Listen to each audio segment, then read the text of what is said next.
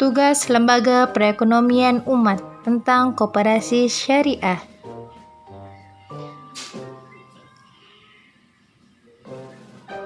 Assalamualaikum warahmatullahi wabarakatuh. Halo teman-teman, perkenalkan nama saya Siti Nurhofiani dengan NIM 17113155. Saya di sini akan menerangkan tentang koperasi syariah. Disimak ya. Materi dari Lembaga Perekonomian Umat tentang koperasi syariah.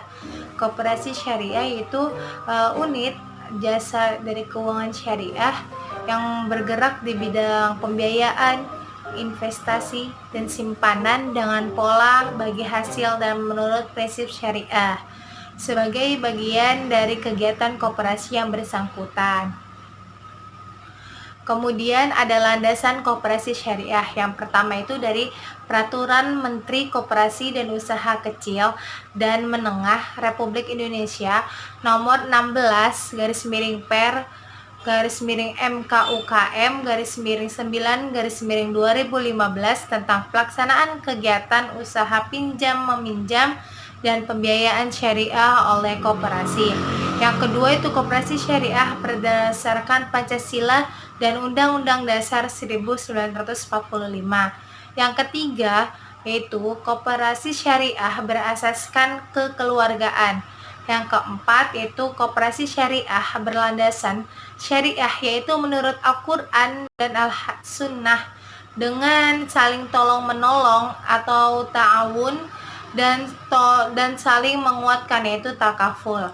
Kemudian ada Undang-Undang Republik Indonesia nomor 25 tahun 1992 tentang perkoperasian. Peraturan Pemerintah RI nomor 9 tahun 1995 tentang pelaksanaan kegiatan usaha simpan pinjam oleh koperasi. Yang keenam yaitu Peraturan Menteri Negara Koperasi dan Usaha Kecil Menengah RI nomor 21/MKUKM/11 tentang pedoman pengawasan koperasi simpan pinjam dan unit simpan pinjam koperasi. Prinsip-prinsip koperasi syariah itu yang pertama itu keanggotaannya bersifat sukarela dan terbuka. Yang kedua itu keputusannya itu ditetapkan secara musyawarah dan dilaksanakan secara konsisten dan konsekuen atau istiqomah. Yang ketiga itu pengelolaannya dilakukannya itu secara transparan dan profesional. Yang keempat itu pembagian sisa hasil usahanya itu dilakukan secara adil sesuai sama besarnya jasa keuangan masing-masing para anggotanya. Kemudian pemberian balas modal dilakukan secara terbatas dan profesional menurut sistem bagi hasil. Kemudian ada jujur, amanah, dan mandiri. Kemudian ada mengembangkan sumber daya manusia, sumber daya ekonomi, dan sumber daya informasi secara optimal. Dan terakhir itu menjalin dan menguatkan kerjasama di antara mereka, antar koperasi, serta dengan dan atau lembaga lainnya. Kemudian ada fungsi dan tujuan koperasi syariah. Yang pertama yaitu membangun dan mengembangkan potensi. Fungsi dan tujuan koperasi syariah. Yang pertama itu membangun dan mengembangkan potensi dan kemampuan para anggota pada khususnya dan masyarakat pada umumnya guna meningkatkan kesejahteraan sosial dan ekonominya.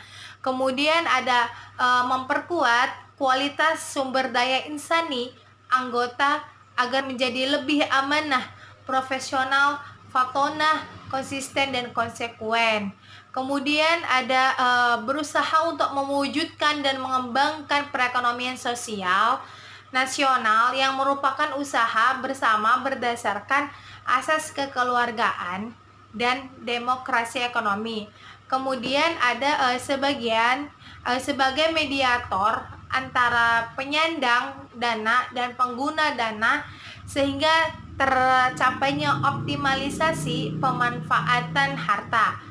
Kemudian tadi itu fungsi dari koperasi syariah, dan sekarang itu tujuan dari koperasi syariah adalah mempunyai tujuan yaitu meningkatkan kesejahteraan anggota pada khususnya dan masyarakat pada umumnya, serta turut membangun tatanan perekonomian yang berkeadilan sesuai dengan prinsip-prinsip syariah Islam.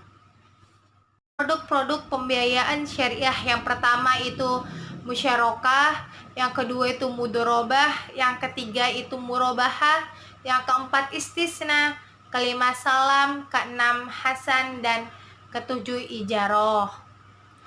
Kemudian ada sumber dana koperasi syariah. Yang pertama itu dari modal. Sumber dana jenis modal itu yang berupa simpanan pokok, simpanan wajib, dan simpanan sukarela dari anggotanya.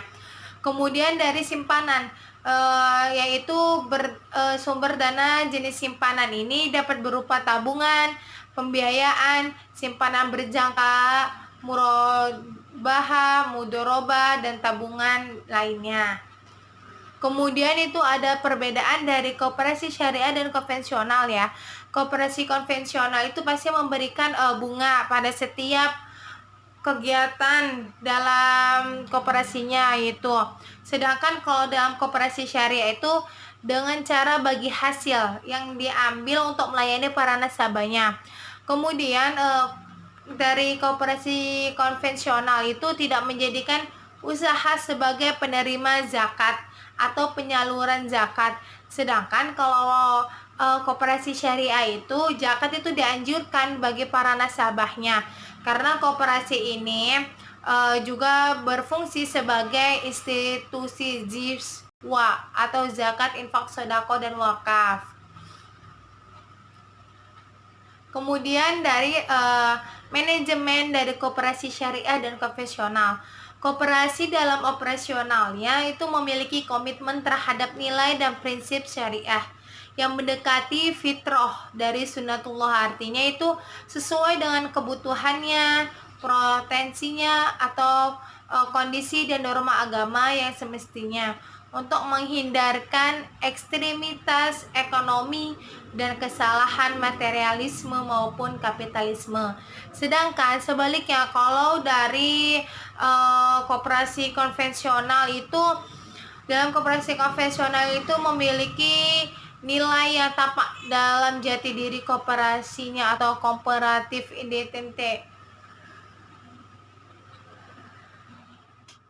Sudah dijelaskan, yaitu tentang materi tentang koperasi syariah, bahwa kesimpulannya itu koperasi syariah itu adalah unit dari keuangan syariah yang berdasarkan dengan prinsip syariah atau dari agama Islam, yaitu dimana pada prinsip ini koperasi itu melarang adanya sistem bunga atau sistem riba yang memberatkan para nasabahnya.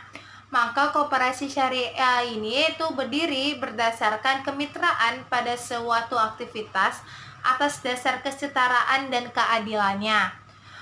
Koperasi itu akan memiliki operasional terhadap para nasabahnya itu harus memiliki komitmen dan nilai syariah yang mendekati dari sunnatullah yang tadi sudah dijelaskan. Nah, kemudian sekarang kurang lebihnya saya mohon maaf apabila ada kata-kata yang kurang dimengerti, saya mohon maaf. Wabillahi taufiq wal hidayah. Wassalamualaikum warahmatullahi wabarakatuh. Terima kasih atas perhatiannya. Saya Khofiani pamit undur diri, kurang lebihnya saya mohon maaf. Wassalamualaikum warahmatullahi wabarakatuh.